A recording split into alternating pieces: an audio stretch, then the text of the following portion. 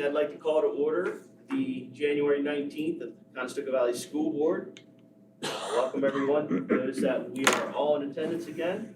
And if you could please join me with the pledge to the flag.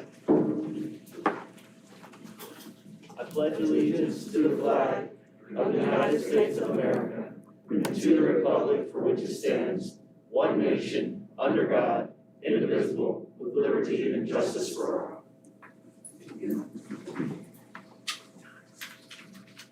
Again, welcome everyone. Glad to see everybody here tonight. Board, I need a motion to approve our agenda tonight. So moved. Second. All in favor? Aye. Opposed? All right, we have an agenda. Board accommodations for January. A special shout out to all the coaches and student athletes for their conscientious actions in helping to mitigate the spread of the COVID virus. Their proper use of masks during practices and competitions has allowed the winter sports seasons to occur. Kudos to the SOSL cafeteria staff from Brownstown and Leola schools as they work together as a team to continue to meet the nutritional needs of the Brownstown students through the reconstruction of the Brownstown kitchen. All the meals were prepared at the Leola kitchen and transported to Brownstown to serve. In particular, we recognize Brownstown staff members Barbara Hummel, Cheryl Heck, Vicki Rainier, and Tanya Rader. And Leola staff members Jill Wrights, Michelle Andrew, Marcy Benedict, and Melissa Downs.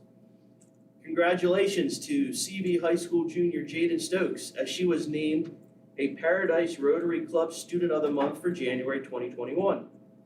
Jaden is a member of the National Honor Society, Student Council, is president of the CV's Power Club, is president of CV's Women's Liberation Alliance. In addition, Jaden is a Link Crew member, part of the concert choir, a member of the girls' soccer and lacrosse teams, and has been an honor roll student since her freshman year. It's a busy girl. Congratulations to Jaden.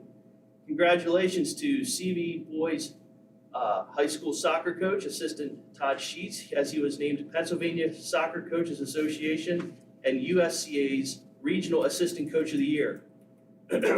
His coaching efforts helped 5 CV players earn all league accolades following the conclusion of the season.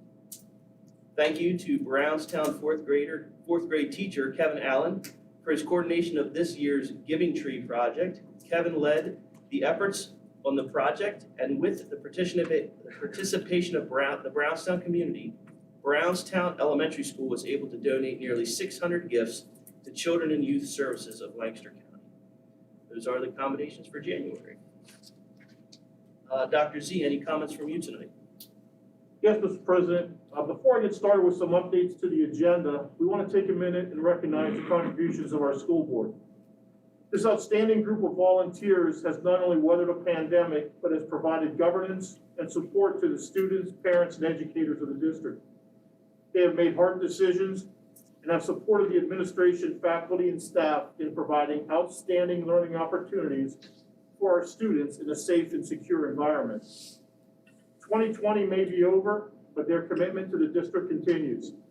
Due to this pandemic, there will be more residual challenges to come and more hard decisions to make. Yet we are thankful for each of the individuals who make up the Board of School Directors of the Conestoga Valley School District. You are, hands down, an amazing board. And I want to thank Denise for putting together the hands down hand sanitizer for you. Now for the agenda updates, you'll see 3 changes in the superintendent's report. Larry Minnie has submitted his resignation as girls varsity softball coach. We want to get that position posted as soon as possible. Roger Campbell has applied for a sabbatical extension as authorized by school code. Again, we want to get that approved prior to the beginning of the 2nd semester. And Julia Page Millersville has been added as an Act 86 substitute. Again, as in last week, we want to get as many substitutes available as possible, as quickly as possible. Also, when Dr. Mann gets to the course selection booklet, he's going to point out an oversight with regard to a new course, Introduction to Investing. In keeping with the focus on real-world skills, and in addition to our required financial literacy course, this course is designed to help people understand short and long-range investment opportunities. Dr. Mann will elaborate more when we get to that item. That's it for the updates for the agenda. I also said that I would talk a little bit about our COVID cases. So with vaccinations starting to roll out, we are beginning to see the light at the end of the tunnel. CV has partnered with a provider and established a tentative first dose distribution of the vaccine for CV employees, SOS, Breakville, and IU personnel working in our buildings and on our buses. But while we're still in the tunnel and not quite to the other side, let me walk you through, in addition to the COVID dashboard that provides insight into determining if we are going to temporarily shift to an online environment in any of our buildings. So if you go to our front page on the website, this hits you right up front.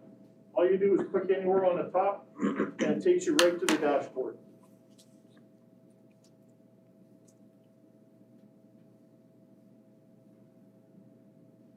You'll notice that we have had 223 positive cases in the district. That is from day one when school started back in August. Keep in mind that this includes students, teachers, administration, support staff, as well as contracted SOSL and Breakville bus drivers. That's a total of 4,794 individuals. So 223 out of 400 or 4,794 equals about 4.65% of our population have tested positive. In comparing our cumulative incident rate per 100,000 with that of Lancaster County, we find that we are about 25% lower than Lancaster County. This only reinforces what we have believed from the start and what CDC recently acknowledged. Schools are not the super spreaders that we once feared. In fact, the majority of our cases originated from the outside, whether that be a family member being positive or community gatherings, etc. I'd also like to acknowledge that due to the outstanding job our faculty, staff, and students are doing with wearing masks, maximizing social distancing, washing their hands, and in addition to investigating cases, contact tracing, quarantining, and cleaning, our schools are some of the safest places to be. You'll see that I've added a weekly update regarding cases that impact a potential temporary shift. You'll also notice the mention of a hard reset.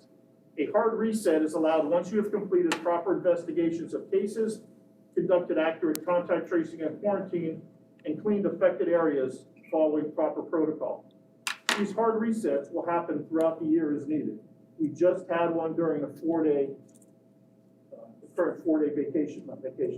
break for our students that we are finishing up today.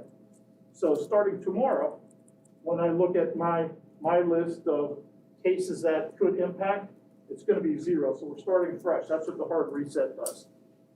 So again, I just wanted to point out that we have added a weekly update that's giving parents some other ideas besides a running total of 223, that we are looking at this daily and weekly to determine if we need to do a hard reset. That concludes my comments, sir. All right. Thank you for all your hard work there. Any correspondence from the secretary tonight? On this evening. All right. Any board comments tonight? Yeah, Dave, I just want to say one thing. I just wanted to commend you guys, the administration, for that report for the COVID numbers. I mean, when we first started this, we heard death, doom, and destruction from some groups. And to be where we're at now, and to be how we now can determine how safe schools are, I just want to applaud you and the administration, anybody who's involved in this, for keeping the numbers down as low as they have been. And I think people should know that. I want to say thank you, but I'm going to defer that thanks to the faculty and staff and the administration and Absolutely. students. They've done a great job. That's all, Mr. President. All right. Any other comments? All right. Tonight we have 2 student representatives here, Allison and Ashley. Welcome to our school board meeting. I don't know what you're going to talk about or say, but you are welcome to step up to the mic and share with us what you have planned.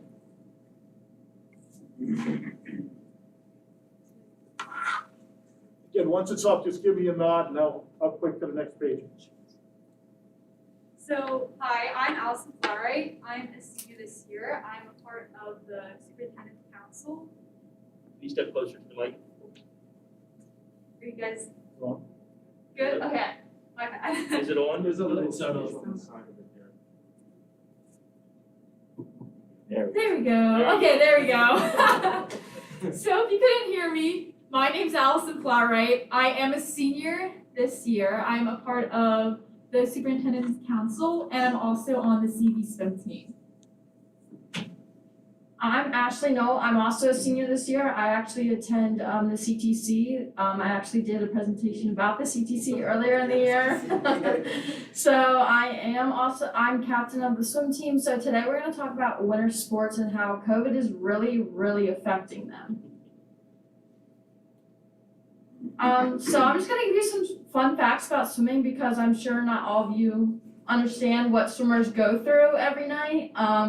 The average high school swimmer swims over 1 million strokes per season, and swimmers sweat in the pool just as much as any other athlete because I've been told, you don't sweat in the pool. Yeah, we do. Most of the nation's population cannot swim, and that's why there are so many drowning deaths. Swimmers use nearly every single muscle in their bodies, and that's what I tell my mom why I'm so tired all the time, because I'm using everything. So swimming burns 30% more calories than running per hour. Women were not allowed to start competing in the Olympics until 1912, 16 entire years after men. And the most passionate nation in the world known for swimming is actually Australia. So if you go to Australia, you literally see everyone there swimming, and that's why they have less death rates for drowning. So yeah.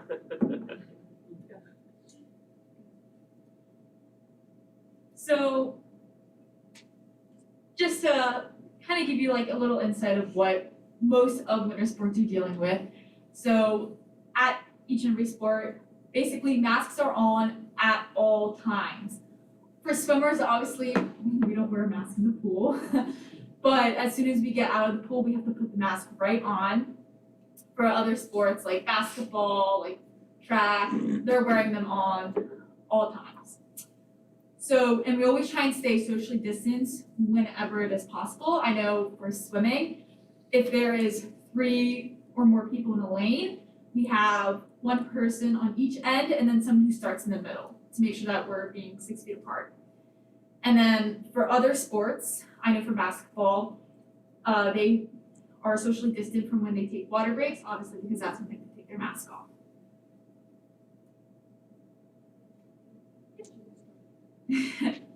So obviously this year's really different, and there's a lot of like different frustrations that are going on. I know for a lot of people, we can't use locker rooms for swimming. When we get there, we're not allowed to use the locker rooms. When we're done with swim team, we're not allowed to use the locker rooms. So we have to go out there, and it's really cold and you're wet. I also know for other sports, when you go to away games, you're not allowed to use the locker rooms, which can make it a little frustrating for when you want to change. A lot of our meets and games are getting postponed. Senior night. So either we're not having senior nights or they're not the same. And we do understand that obviously this year is really different, but I know especially for us swimmers, what's frustrating for us is we don't really get a senior night. We don't even really get people, like our parents aren't even allowed to come to our swim meets and support us, rather than like basketball where they can have more of an elaborate senior night for their seniors and can have more spectators come. Another frustration, this goes for more on the basketball side, is running with masks on, and they're not getting really long breaks. They're getting really small ones and short ones. And I have a lot of friends that are on the basketball team, and they say that it's really difficult and definitely makes it hard during practice. So also, another frustration that we have is just being quarantined at any given moment. You know, I think like in the beginning of the year, I was just sitting in physics one day, and then I get called down to the office, and they're like, hey, you have to quarantine for 2 weeks. It's like, great. And it was frustrating then, And I can only imagine how frustrating it is for people in sports too, because, you know, when you get quarantined, you can't do your sport, you have to sit out. That also means you can't be going to meets, which is also so frustrating, especially if you've been doing this sport since your freshman year. All right, also, we're talking about getting quarantined at any given moment. It is also super hard for swimming because we have to have a lineup done an entire week before an actual swim meet. So let's say Allison gets sick that night, our coach has to completely rework us, reorder us. That also messes up us swimmers because then our strokes are completely changed. We completely change events, so it's really hard to get quarantined at any moment. And the bonding part of a team looks super different. As captain, I really noticed this year, even at just week 2. We don't seem like a team. We're very, you know, and I get it because we have to socially distance, we have to wear masks. It's very hard to be a team, and I miss especially going out at team dinners. I miss like doing team things. Like I just miss being in a huddle together.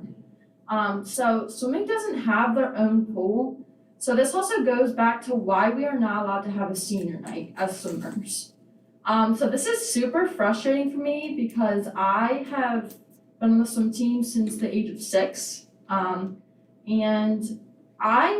when I started senior year at swimming, I was so excited for senior night. That is everything I was looking forward to. This is everything I worked for. So we are not allowed to have a senior night according to athletic directing and others. So we have worked with Mannheim Central actually, and this Thursday we are allowed to get recognized as us seniors. We're allowed to say what we're going to do in life and things. But the hardest part is no parents are allowed. So no one's allowed on deck, and no one's even allowed to watch from the stands. And that is super frustrating as a swimmer because I don't know about you, but I don't know how hard it is for me to not hug my mom on a senior night. Like that's just all I want to do when she's been my biggest role model. She's been my biggest supporter ever since the age of 6. And I just think it's so hard for us, everyone, really, every team that is going through senior night right now. It is so different. So we also want to talk a little bit about mental health in sports and how important sports is to promoting your mental health. You know, swimming, running, playing all these different sports, it reduces a lot of stress, it reduces a lot of anxiety, it releases a bunch of endorphins, which are basically like little chemicals in your brain that just make you feel a little bit better, a little bit positive, and it definitely boosts your brain health. And I think it's really important that we stress how important sports are on your mental health. And I know a lot of people who are doing sports are doing it because they want to try and improve their mental health, especially with this crazy year going on and all the frustrations that we're having too. okay, so this year may be really different, but we are so supportive that you guys have supported us through our athletic careers, that we're allowed to even do a sport anymore. We want to thank our coach especially because she just has been, I can't imagine being a coach right now because you have to move with the punches that are being thrown at you. And she just does it so well, even though, I've cried at swimming. I've done everything at swimming. So she just is so supportive and always there for me and just is always like, let's go, let's keep going. So especially with senior night, she has been one that has been trying to just get us balloons. Like it's just the little things that really matter anymore. So we want to thank Cacao actually because Cacao let our senior parents watch us the first meet, and I thought that was so cool. I actually swam even better because I knew my mom was going to be there and I could hug her at the end. We want to thank Mannheim Central for allowing us to do a modified senior night. So even though it's not the senior night we would have hoped to have, we're still so thankful that we get to be in a pool and we get to say where we're going after our lives. Because thinking about it, I think personally I worked so hard just to get here, and I can't, I'm still in shock that I'm a senior and that I'm going to college and I gotta leave mom and I gotta go be a big girl now. So I just want to thank Manheim Central for really doing that for us, because I cried the night that we heard we couldn't have a senior night. I'd be willing to even stand in a gym and basketball and have something for us swimmers, because it's been so hard for us. We want to thank the officials and everyone that's a huge part of swimming. You guys might not see it, but the officials do so much for us. There's more to just a swim meet than what you think. It's not just fun. So we would also like to thank our athletic director, especially for all she has done for swimming. She's really stepped up and tried to fight for us and every other team too. She has done a great job with everything. So we want to thank you guys for letting us present tonight, and just thanking you guys for letting us get our frustration out, especially with how different COVID has made everything. So yeah. So yeah, if you guys have any questions, let us know. I think me and Ashley would be more than happy to try and answer anything for you guys. I'm very impressed with the enthusiasm you young women have for this sport. But I couldn't help but notice that you emphasized that it was 16 years before women were allowed to participate in the Olympics. As a footnote, let's add that those women in 12, still were denied their right to vote. So, we're very fortunate today to have young women that have these kinds of opportunities. And we're glad to take advantage of it with such enthusiasm. I just want to say thanks for being flexible. I mean, I know this board is very much behind doing our best to give everybody the opportunity that they desire to have. And I know it's been a weird year, and it's not going the way even some of us have really hoped it would go. And so for that, I'll say I'm sorry that you're not getting what you want. I have a senior son myself, and his year is not exactly what he thought it would be either. But I know this board is committed to doing our best. Sorry, I can get emotional. So, this board desires to give you guys the best experience that we can try to give you, and I know the administration's desires that as well. So thanks for being flexible and being positive in the midst of things that are difficult. So That's also why we just wanted to say thank you, because we get so upset and down and realize that we have so many great things too, that we're allowed to swim, and Manheim Central is allowing us to do a little something as seniors. So we want to thank you guys so much for supporting us and just really shown this year. So good job, girls. Well done, ladies. thank you. Thank you, ladies. All right, Dr. Z, this is our student report from Leola. I'm going to kind of let you take Yeah, this one. So. You bet. Mrs. Pavlovic, Dr. Pavlovic, excuse me, sent over the information regarding the fifth grade teachers, Mr. Jones and Mrs. Weaver, and just kind of a day in the life of a fifth grader during COVID, and how they're approaching it, which is a little bit different from any other fifth grade team. So they had a little bit of initiative, a little bit of innovation, and it's pretty cool to see in action. Hopefully they're going to continue to do this post-COVID as well. Hi, everyone.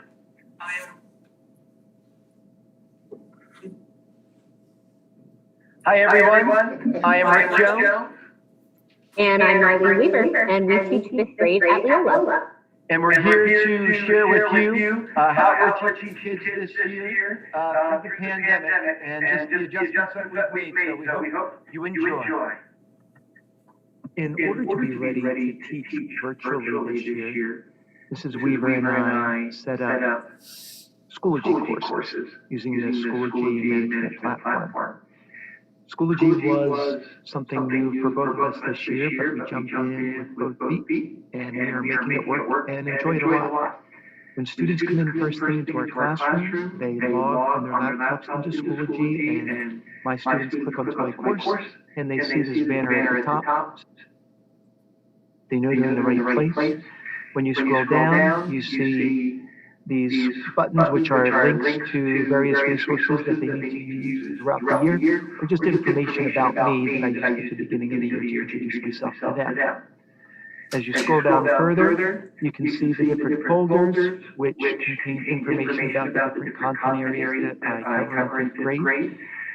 Two things that I'd like to highlight is that at the bottom, we have Zoom links. So if students are at home, let's say they are quarantining, they can join my class while I'm teaching live at any point throughout the day, and that way they're experiencing it and they're not going to fall behind.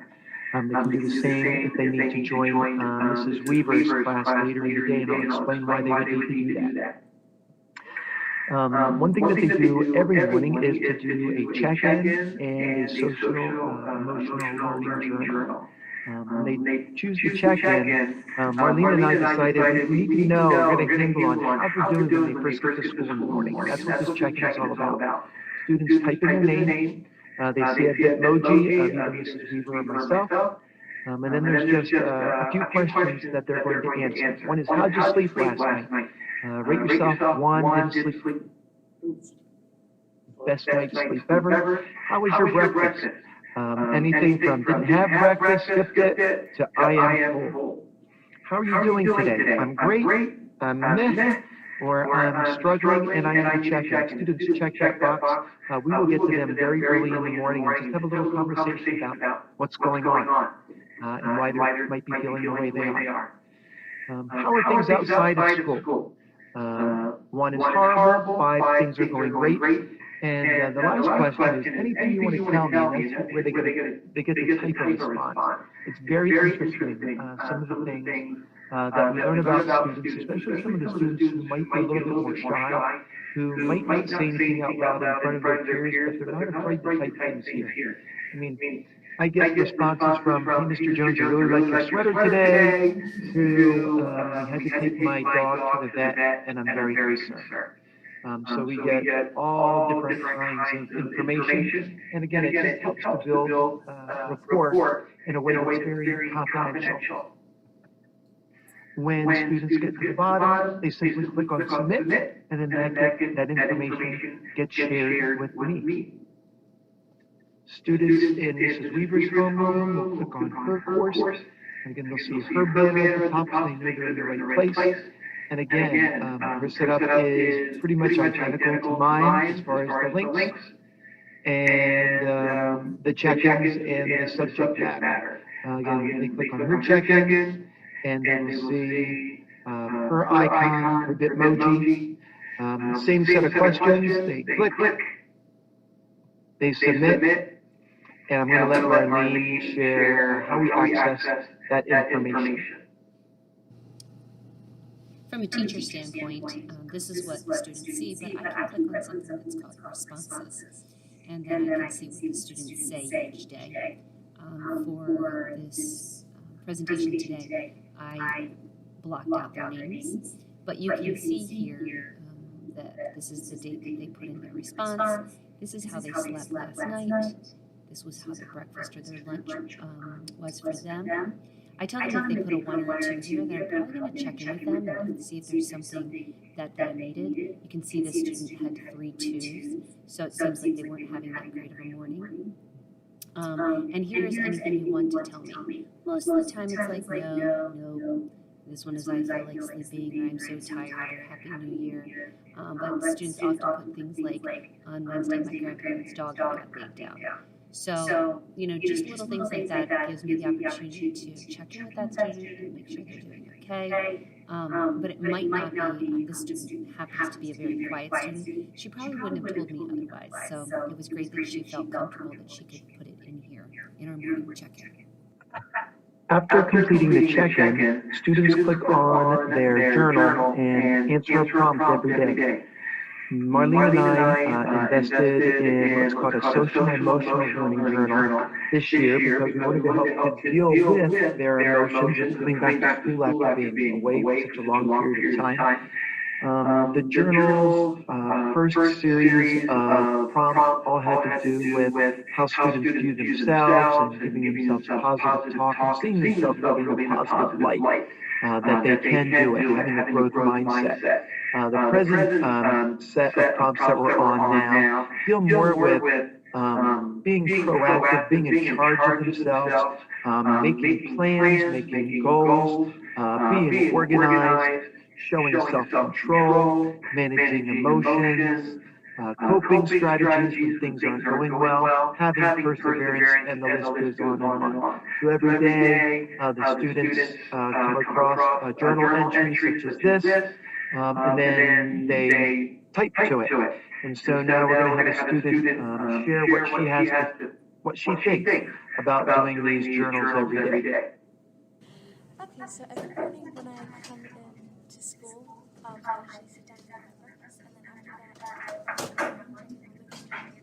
and then after that, I actually do one of our journals. The journals that we have today is number 52, and the question for it is, some say that anger can be like a volcano, slowly bubbling and then erupting all at once. What can you do to manage feelings of anger before they erupt?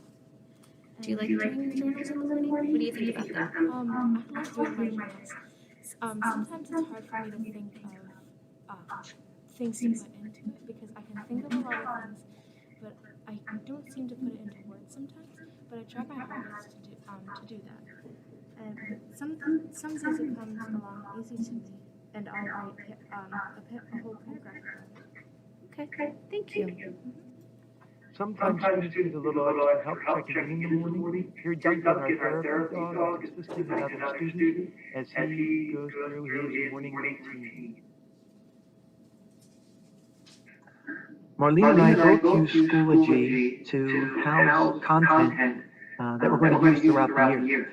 One of the ways we do that is, for example, in our math folder. As math is taught throughout the year, students have time during certain days of the week for math enrichment. They can go to this math games folder in Schoology, and here is a series of links to games that reinforce different math skills that they've already learned throughout the year. It gives them some choice. It gives them a chance again to practice the skills in kind of a fun way. And now I'd like to introduce you to some students who will explain some of the games that they're playing. Hey Dexter, what are you playing? And how do you play? You have to connect two numbers that will equal the number that is So what do you do 28? I can do 7 times 4. Okay. And your next one is another 28. I can also do 7 times 4. And what's the next one? 4 times 3 to equal 12. Here we go. 7 times 5. How this game works. You race a card. And how do you win? And what operation are you working on?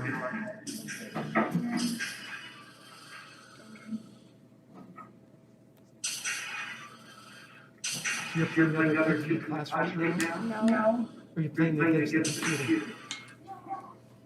Hey George, tell us about the game you're playing. It's Math Man. And how do you play?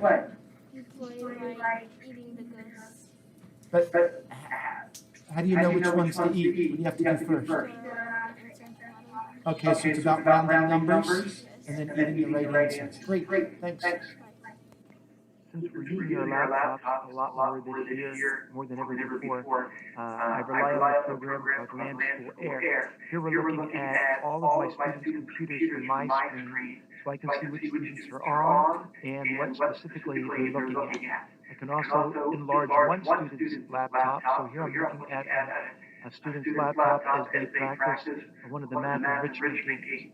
So it's very easy for me to keep track of what they're doing, make sure that they are where they are supposed to be.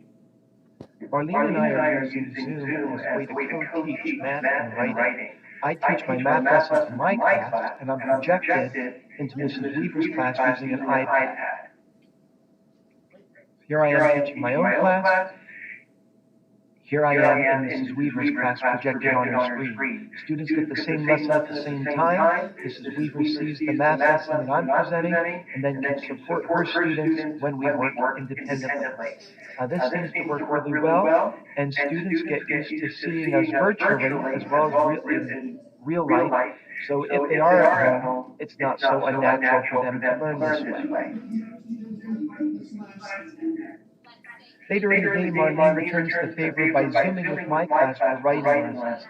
I haven't taught writing in 5 or 6 years, and so it's very, very helpful to have her co-teach. Here she's teaching to her classroom. This is what it looks like to my students. They see her projected on my board. Everything is very large and clear, able for my students to understand what's going on. They're getting the same lesson at the same time. I listen to what she's doing and then support the students when we are done with the Zooming part. If students are quarantining, they have the opportunity to Zoom in at any time and to join us live. Here a student is doing a novel study with his book buddies. Because of COVID, even the way we dismiss at the end of the school day looks different. We have a lot more parents that are driving the school to pick up their students, and so they have what's called a school dismissal manager app on their phone. It gets scanned outside. We have a website projected at the end of the day. Students' names pop up, indicating that the parents are outside and waiting, and then we send them. It's a pretty efficient way to dismiss all the kids and get all the kids out of the building in about 15 minutes. Hey, Brixton, explain how we dismiss at the end of the day. So what happens? The parents come to the school Yep. side and they like check in or something. Yep, when they check in, what happens here on the board? And it says the person's name, so that when they go, then Mr. Jones. That's me. All right. Of course, we like to take learning outdoors wherever we can. Here we are showing the effects of a volcano with Mentos and Diet Coke.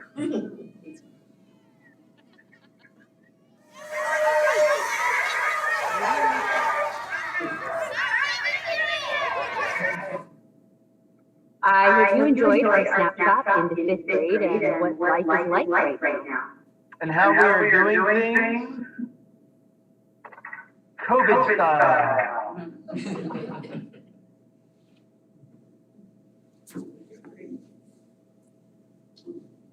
All right, thank you for that. Thank you, Leola.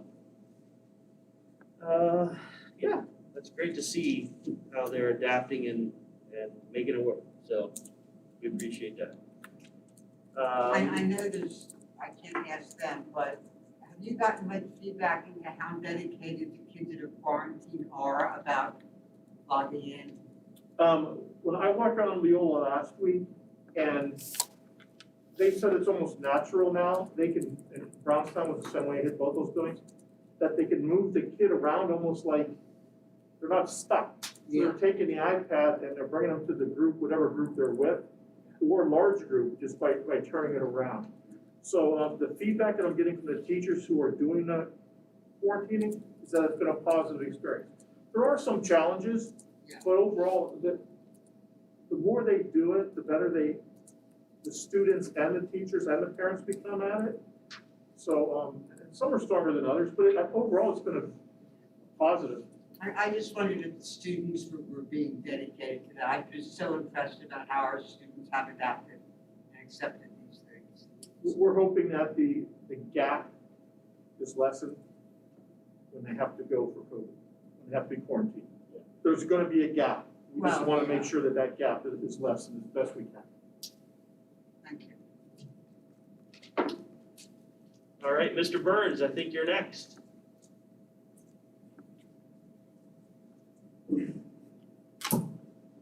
Hi, everybody. It's good to see you. See new faces since the last time I presented. So I'll introduce myself. I'm Dan Burns. I've been in the district since 2003. Can you hear me?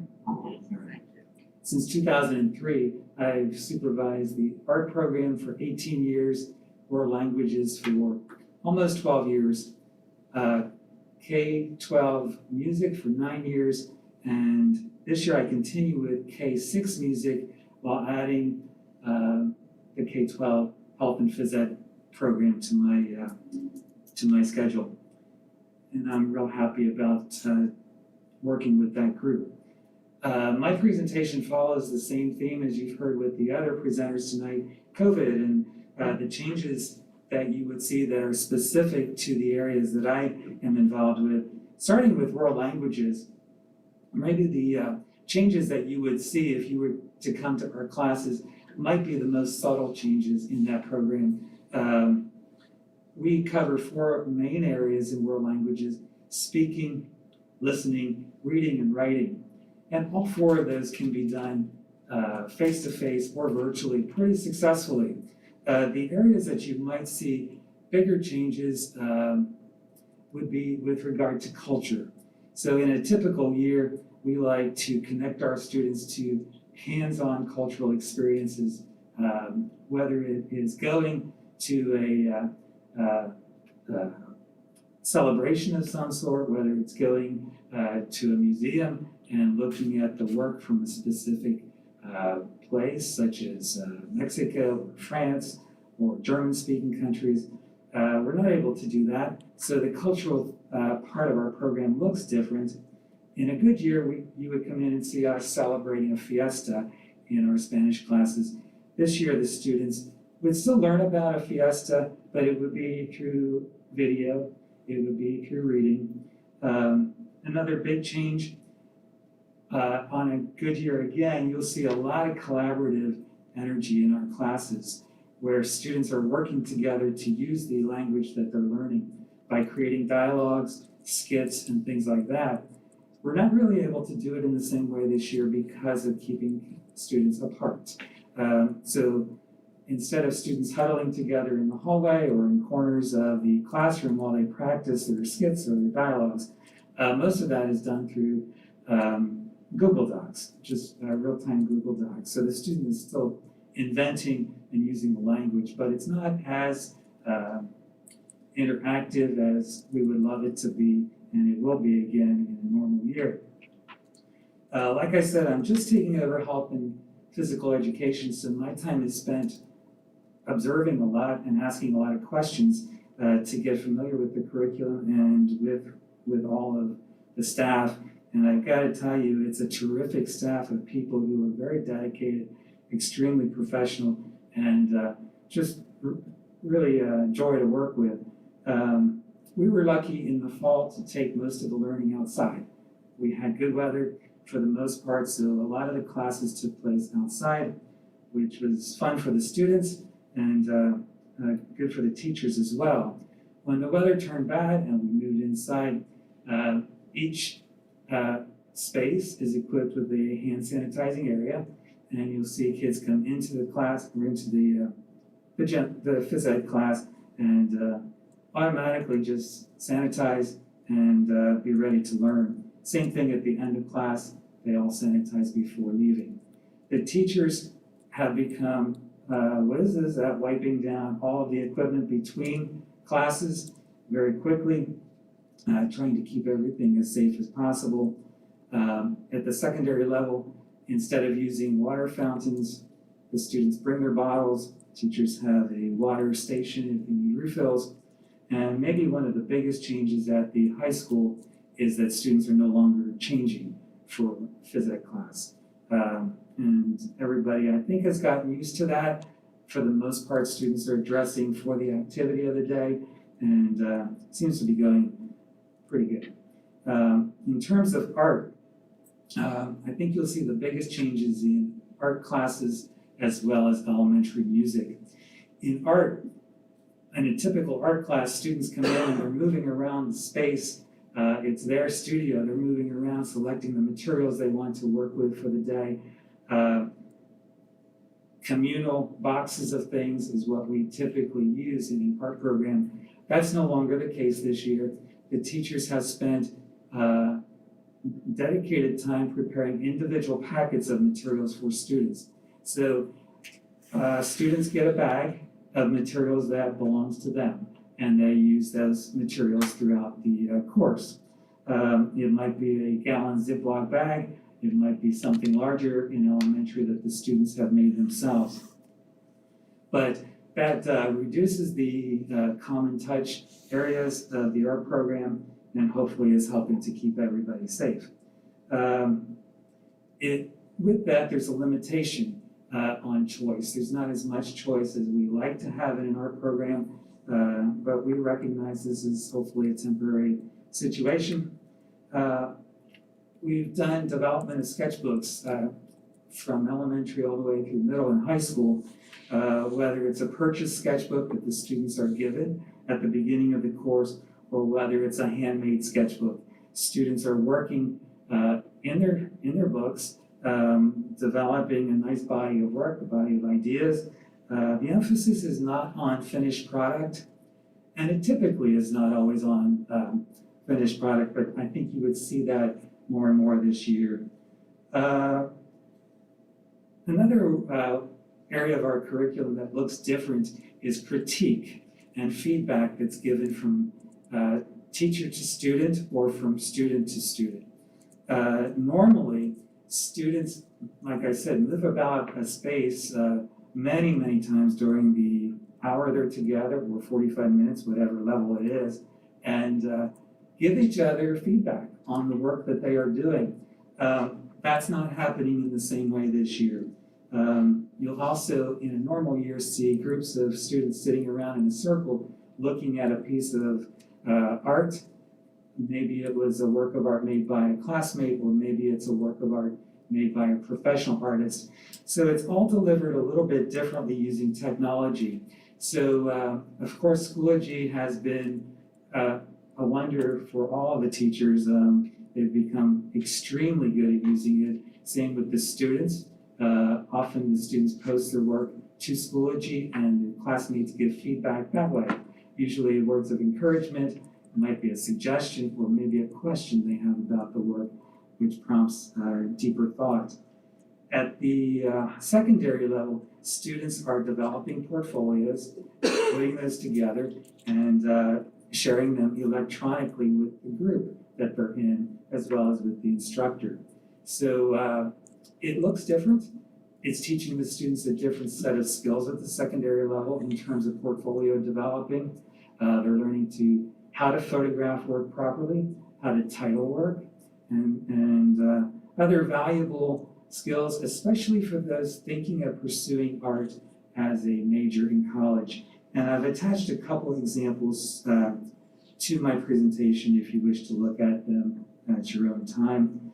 In terms of elementary music, the biggest, perhaps the most noticeable change you would see walking into an elementary music room is that the students are not singing this year. We've suspended that for now, and in exchange, there's a greater emphasis on moving to music, on listening to music and interpreting it. Each of the elementary music rooms is equipped with Orff instruments, and they're being used more this year. Band and orchestra students, they still receive their small group instruction, so that's continuing, but we do not meet as a full band or a full orchestra this year. There's just no space to spread them out enough. We've also eliminated concerts, as I'm sure you're aware. One of the things I wanted to mention to you with regard to the elementary specialists, there has been a change to the elementary schedule this year.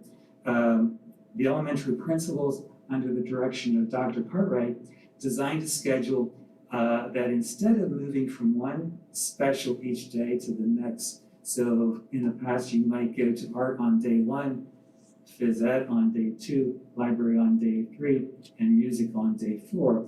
Instead of doing that, the effort has been made for teachers to have smaller groups. So under that model, our elementary specialists will be instructing a minimum of 500 students a week. So that's obviously a lot of contact and a lot of movement through the building. This year, we're sort of following a middle school model in terms of students will get their special for 45 days, and then they'll move to another special for the next 45 days. So it's a big shift for us, and the teachers love it. All reports from the teachers have been very positive about the new schedule, sort of wishing we had thought of it earlier. Some of the benefits the teachers report is that it builds different kinds of relationships perhaps deeper relationships with the students, that they get to know them better. So understandably, if you've got 500 kids you're working with a week versus 125, it's going to be different. They also believe that retention from day to day is greater, from class to class, and that they can go deeper with the content. It's been a real godsend too in terms of teaching art. Storing art from day to day for 125 kids looks a lot different from storing art for 500 kids. So there's different considerations this year with regard to that. I also wanted to mention to you some of the goals. We have 5 goals I wanted to bring to your attention during this presentation. Talk to you a little bit about what we can't do, or that we're not doing. I mentioned concerts. Since we can't do the public concert this year, what we're doing at the elementary is virtual concerts, virtual performances. So I shared links in the presentation that if you want to see, if you haven't already seen the winter concerts that were done, there's a band, elementary band and elementary strings attached to the presentation. And it's nice that the students still have a chance to showcase their skills, even though it's a different type of showcasing, but it's a way for students to see each other's work. It's a source of pride for them and their teachers, which I think you'll see in the first video with Mr. Snyder. With regard to exhibits, in the art program, I think CV is known for doing community exhibits, and we're shifting that a bit this year because a lot of places aren't open. A lot of our typical galleries, or the Lancaster Museum of Art, for example, we typically exhibit there every year. We've chosen not to do that, even though some of those opportunities still exist.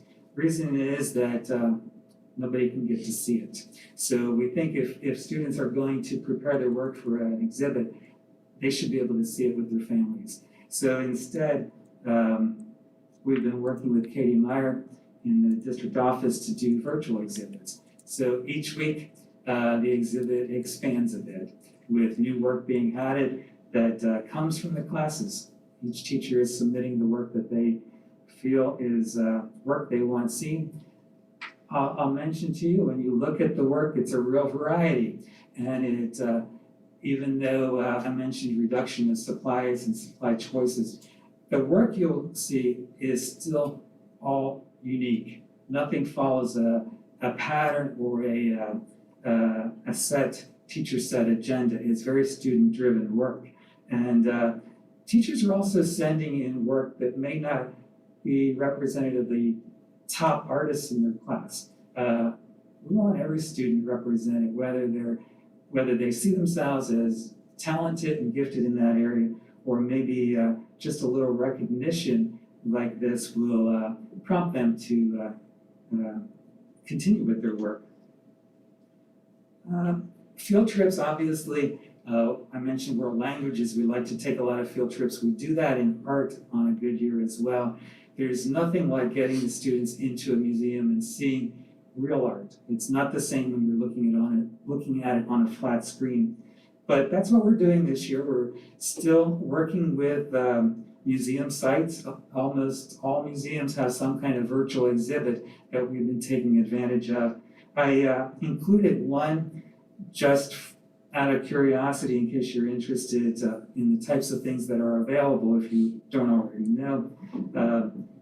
We've been working with Google Arts and Culture as a resource, as well as many local and national exhibits that are available. I listed a few examples there of exhibits that our teachers have used in their instruction that ties into the curriculum. So technology is a great tool in terms of being able to take us, whether it's a nearby museum like the Philadelphia Museum of Art, or whether it's a museum in another country. We're able to get there and see the work that's being produced. Same with artist interviews, artists' studio tours, those types of things are available through technology. So we're trying to enrich our students and expand their understanding of art and culture beyond the walls of the classroom, even though we're sort of stuck in the classroom a little bit this year. One other goal we've had this year under at the request of Dr. Mann, the elementary art and elementary music instructors created our own CVVA courses. Each of them contains 14 units that the students are able to work through independently. And it seems it's a really good group of lessons and information with a wide variety of things happening within them, whether it's cross-curricular types of connections or just filled with various choices for the students to work through. So that's reality. The elementary art program was finished right before Thanksgiving, and the music program was finished right when we came back in January. So they are now available to the families. And the last goal that we've had, I think a lot of people have had, is becoming good at Zoom. Our teachers it's especially important for us as two of the programs that I work with are K-12. That teachers are able to collaborate across the curriculum regardless of the grade level they're at. So this enables us to do it pretty efficiently, saves us a lot of time. We used to travel for monthly department meetings. We don't have to travel anymore, so I think the time is being used more efficiently. And teachers are pretty self-directed too. They collaborate without any oversight from me, just knowing that as we work through this process, they're all discovering resources that they want to share with one another. So that's been vital for us. I think when we started this year, all of us, teachers, I think, and myself, all of us, were a bit nervous because we hadn't done this before. We had never taught face-to-face and at the secondary virtual at the same time. And I think those nerves have gone away because we've figured this out. We're doing pretty well. Teachers and students really are doing commendable work. So that's the last point I want to make about what's happening in my programs. But I also wanted to echo Dr. Z's comments at the beginning. I wanted to thank you for all of your work, especially the hard decisions you made getting us back to school this year. I know that was appreciated by many, many families. So thank you. Any questions for Dr. Burns? Or Dana Hubbins? Yeah, I have one. I took a tour of Smoketown, and I'm sure Dr. D will remember he probably had to drag me out of the art room at the time, right? Right, yep. But I was so impressed looking at the students' work as they progressed through skills and the level of mastery that I saw, I've never seen at an elementary level. And at the time I told Mr. Gregg it looked like it was a thesis study because he hadn't gotten a chance to compare what happens when they're away from it and come back. But I would encourage you, as you said you never thought of this before, look very carefully as to whether this isn't a better way to teach art like this, because you could see the effects in the student work. I appreciate that. Thank you. I mean, when we end up going someday back to normal, I don't know that we want to go back to the way we used to do this. I don't know how that works for music and others, but I know in art, it was obviously an advantage. Yeah, I think all the specialists would agree with you. You know, the downsides there are always downsides to everything. In another year, the specialists know every student in the building, which is part of the joy of being a specialist. This year, I think they still know every student except the new ones, the ones who haven't had their special yet. And as time goes by, they will know fewer and fewer at one time. They will get to know all of them throughout the year, but that's one of the things they've expressed. But overall, I think in every special area, they've seen positives that outweigh any negative. Do you know if a lot of other schools have taken the same kind of schedule change that we have and are seeing the same thing? I haven't heard of any doing this. Been in touch with several. You could be a pioneer in that. I think so, yeah. It just seems like, again, it was not my idea, I can't take credit for it. It just seemed obvious that this would be the way to go this year. And like you said, it's definitely worth exploring in the future. Thank you. Thank you, Dan. Thank you. All right, this is our first time in our meeting for public comments. I don't see any public here with us tonight. With that, any comments from CBEA tonight? Yes, please.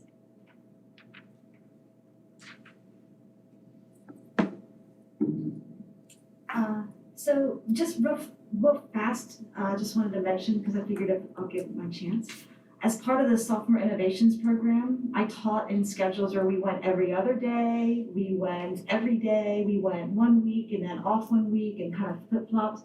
And I can tell you without any doubt that as soon as you put space between lessons, the level of detail and depth of content that you can get into changes and into the negative. So I think it could only apply probably across the board to everybody.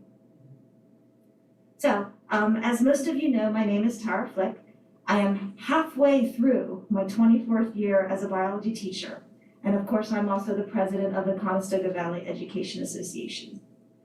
I want to thank all of our faculty, staff, and especially our students who have been so responsible about wearing cloth face masks. And listening to the young ladies tonight wearing cloth face masks when they're running on a basketball court. Wearing these masks are the reason, as far as I'm concerned, that we have not seen massive outbreaks or spread in our schools. I only wish that all Americans would be as responsible and diligent about wearing masks as our students are every day, 7 hours a day. I can only imagine what this world might look like if they, meaning the public at large, did what our own students are doing. I also want to thank Dr. Z and the board for allowing us to work from home when we must quarantine because I shouldn't say that way, when we have to be at home because our children are quarantined, or when we have to be at home because our children's schools have closed. That has really made a big difference. Not only does this help us, the teachers and faculty and staff that are involved, and help to reduce our stress, it also offers students the best possible education because CB teachers are the ones doing it. I wish all I had tonight were thank yous, but I do have a couple of concerns that I want to share with you. When I spoke to you in August, we were concerned because Lancaster County had a 5% positivity rate and an incident rate of 43 cases per 100,000 people. The University of Washington at that time was predicting 300,000 deaths by the end of 2020. Unfortunately, we have surpassed those numbers. Lancaster County currently has a 14.9% positivity rate and 400 cases per 100,000 incident rate. The US has lost almost 400,000 souls, and the newest models predict that that number will be over 500,000 by the end of February. The new UK variant of the SARS-CoV-2 virus, which has been described as 70% more contagious, is expected to be the dominant strain here in the United States by the end of March. Although it is not more fatal to any one individual, if more people get COVID, more people will get ill and more people will die. Although those numbers are dire, there is, as Dr. Z said earlier, hope, and it is coming around the corner.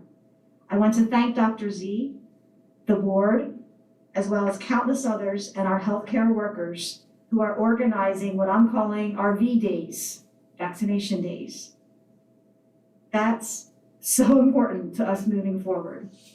We will soon have the chance to get vaccinated and help stop this terrible disease. I do want to remind everyone that we will unfortunately still have to wear masks because we do not yet know if a vaccinated person can spread the disease or not. Let's hope that research in the future shows that that spread is unlikely, and maybe we can get rid of these things as people get vaccinated. There are 3 issues that I want to share with you tonight. First, I hope that you will strictly follow the attestation you signed and the closures recommended by PDE. I understand, and Dr. Z and I have spoken about the idea that because of an asterisk under a table, that we can consider shorter periods of closure than that are actually recommended in the table. I personally think that this is risky, especially given the severity of spread in Lancaster County and the arrival of a new and more contagious variant. I think of it like football. I feel like we're in the red zone. And the last thing that we want to do is be lax about this, lay off. This is the time when we should be the most careful. Because quite honestly, people that get sick and die now, it makes it somehow even more terrible because the hope is right here. It is around the corner. We will be vaccinated, God willing, in another week. This is not the time to take those risks because it would be it's always tragic to lose a life. It's never more tragic in this period of time when we are so close to being something that could be prevented. My other fear as a biologist is I know one true fact about viruses. They all mutate, and they can only mutate as they spread. In other words, if you stop the spread, you stop the mutations. So this increasing rate of spread will give the virus more opportunities to mutate. And as I said earlier, with the UK variant, we will see even more people spread this disease, get sick from this disease, and die from this disease. At your board meeting on August 24th, you very wisely decided that real-time virtual should not be an option at the elementary levels. However, elementary teachers are being required to use RTV, real-time virtual, for their students who are quarantined. Their day is dynamic and their instruction is delivered in a multitude of ways, so making RTV work well is very, very difficult and requires a tremendous amount of work and planning. Teachers have always had to send work home for teachers have always had to send work home for students who miss school. Please allow them to use their expertise to deliver instruction and learning materials as best fits their grade level.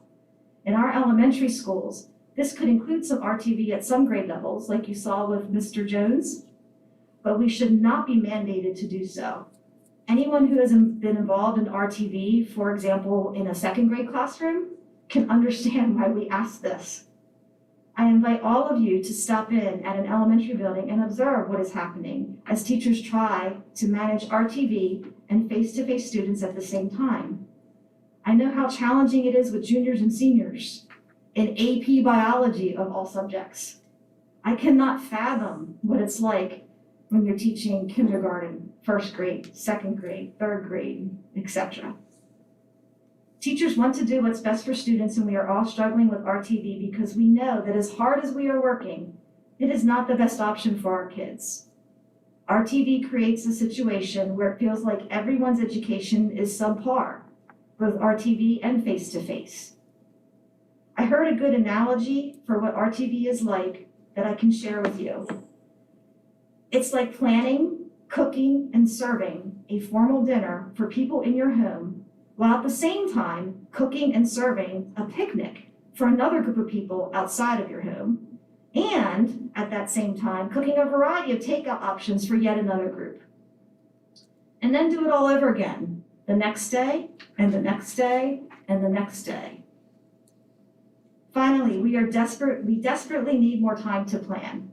Due to the extraordinary amount of planning that goes into RTV, and the large number of unfilled sub-positions that we are covering for daily, every teacher tells me the one major thing they need is more time to plan.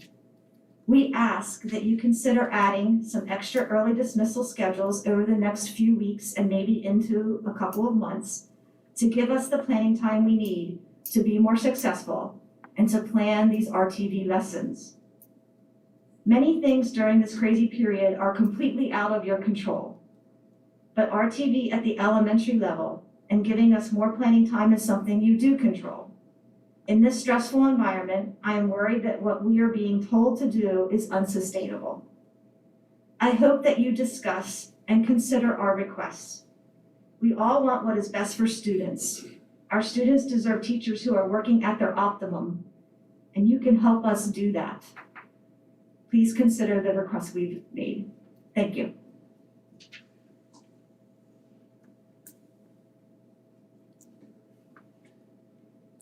Comments from other employee groups? All right, board, you have in front of you our consent agenda. These are things we've talked about or covered in the past, and noted changes from Dr. Z. Board, I will take a motion to approve our consent agenda tonight. So moved. Second. Take your choice, Eric. I don't care. Okay. Roll call starting with Dana. Aye. Aye. Aye. Aye. Aye. And aye. Thank you, everyone. All right. Ms. Fletcher.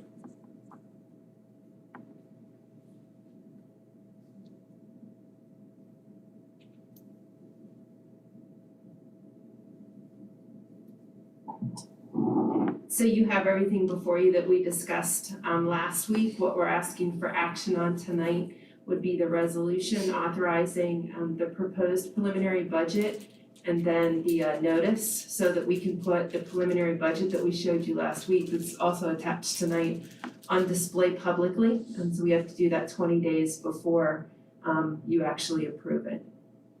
Do you need two motions? One to approve the budget and one to approve the posting? So when we get to February and we actually approve the budget, we usually do it in two parts, but this is just the advertising, so I think it can all happen in one. You need two motions? So this is just setting it up so Yeah, that we that's can fine. put it out to the public. I move that we approve the motion. And this is a motion to approve the resolution and the notices, okay? Yep. All right, roll call starting with Keisha. Aye. Aye. Aye. Aye. And aye. Next one, so Next go to the next one. Next item is just a motion for a tax assessment appeal. So if this one is sort of ringing a bell, but not recently, it's because it's left over from the prior year. And so we've been working with KKLL on this one. And the county actually dropped this value to 4.2 million. We think that we can get it settled at the 4.8. So that would be helpful to us. We would like to do that, even though it would be a loss in assessed value, put a parameter in the agreement that they wouldn't be able to file for appeal again for the 2-year period that you see in the motion. All right. Would I need a motion to approve this assessment appeal? I move that we approve the assessment appeal. Second. Roll call starting with Mike. Yes. Aye. And aye. Okay, thank you. Yep. Dr. Mann. All right, well, good evening, everyone. I'd like to share with you the changes to the course selection booklet for next year. But before I do that, I do want to publicly thank Mr. Burns and the elementary art and music teachers for the work that they did in putting together the CVBA courses. As you're aware, we've been using K-12 at the elementary level, which is a very robust program. Unfortunately, the art and music was a little more involved than some families wanted or could handle. And so we went to the departments and asked if they would take that project on, and they did an outstanding job. The goal is we wanted students to want to do art and music after this whole process. And so thank you for that. Okay, so the changes this year are very, very minimal changes to the course selection booklet. You know, as you can see here, in music, just a clarification on some titles, concert band, and orchestra, and so forth. Last year, we approved the digital music course, and so that's already in the process. However, because of COVID and so forth, we put that on hold, and so we're gonna pick that up again, and that's why that little clarifications there for that particular course. Very excited about that, looking at new ways to involve additional students in music that perhaps aren't performing, however, but looking at the idea of putting together audio production. Let's see here. Social studies, we mentioned about the pilot course in African American Studies we can look at. And then business course, this is the course that Dr. Z mentioned earlier.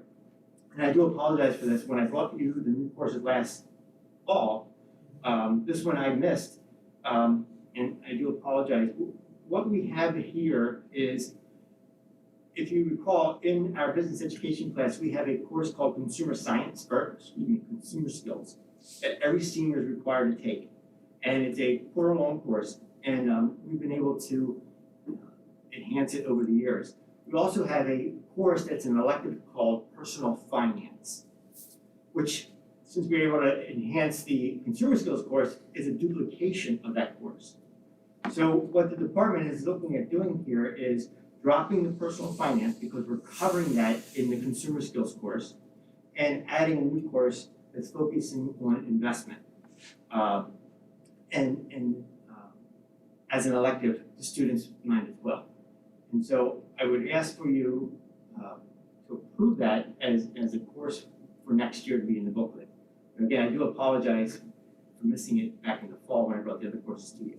Does that mean that what used to be our financial literacy will no longer have this unit in it? You're going to be moving completely from that? The financial literacy course itself, this is going to replace that course, because the consumer skills course, which is required, the senior required course, just touches on investment. So we're going to continue keeping that there because that's a required course. This is an elective piece. We don't want students to miss out on at least an introductory component of it. Is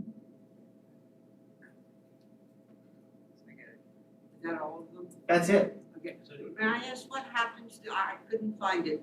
You talked last time about a course about postgraduate continuing education preparing kids. I couldn't find that in here. Yes, thank you for mentioning that. We have a scheduling issue with that course, so we have to pause that for now. And figure, since we have to figure that out first, and unfortunately, we won't be able to figure it out before the course selection process begins. I found that to be a very important skills class. Is there any way we can incorporate it outside of the school day using technology? Maybe, like just a general service, not actually part of the curriculum, just something we do for our kids. Well, some of that, what's covered in that course, we do cover in our 339 plan. However, not to the extent that it's in that course. Now, it's possible that students could take that course through like a dual enrollment. That was going to fit under college and the high school where our teacher would teach it. Under the dual enrollment at the University of Pittsburgh, but I would have to look into that. I'm not sure that they offer. As I remember, this wasn't just for four-year college. This was just learning the skills for the kind of education that we get after school. And I'm thinking, much like clubs and such, have things after school, could we not just offer this as a supplementary service? We can look into that. But like I said, some of the stuff that's in that course is covered in other areas. Okay. Was this class asked for in a survey, or was it? Actually, the department's been talking about it for the past couple of years. As far as an area of need that was kind of lacking in the various offerings that we have. So was there a survey taken? No, not that I'm aware of, but anecdotal feedback from the students throughout the courses that they've taken, that this was a particular area that we felt that students would be interested in. Yeah. Fine, good. Time will tell. Yeah. Right.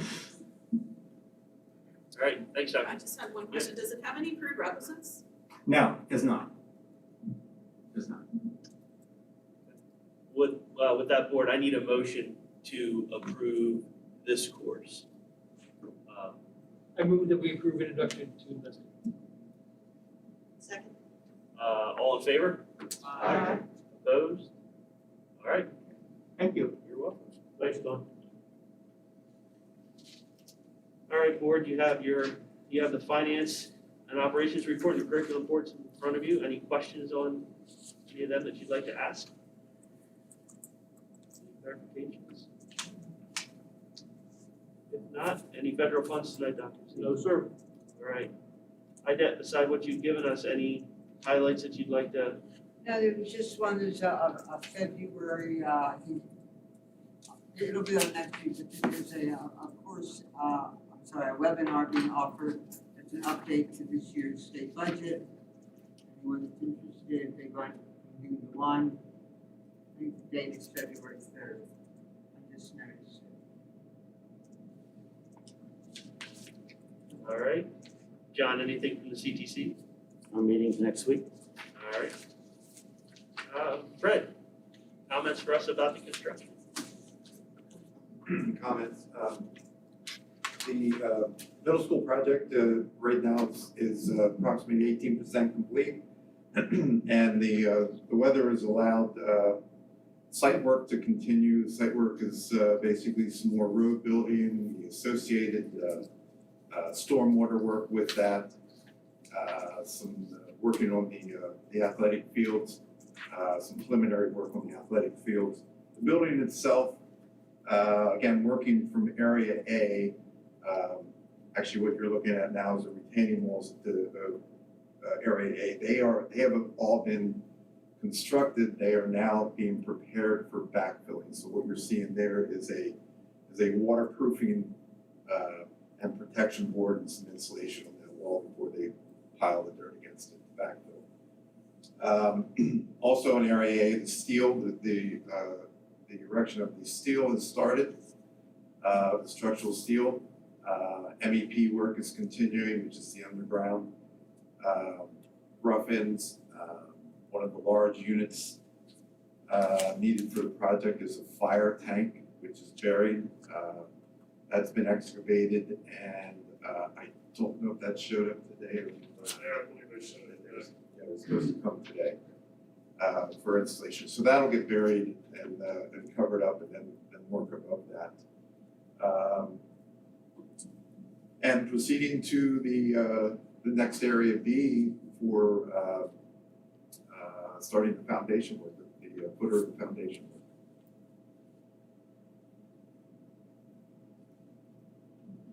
That's just an overall area A looking to the west, and then the retaining wall, which will separate the multi-story from the upper levels.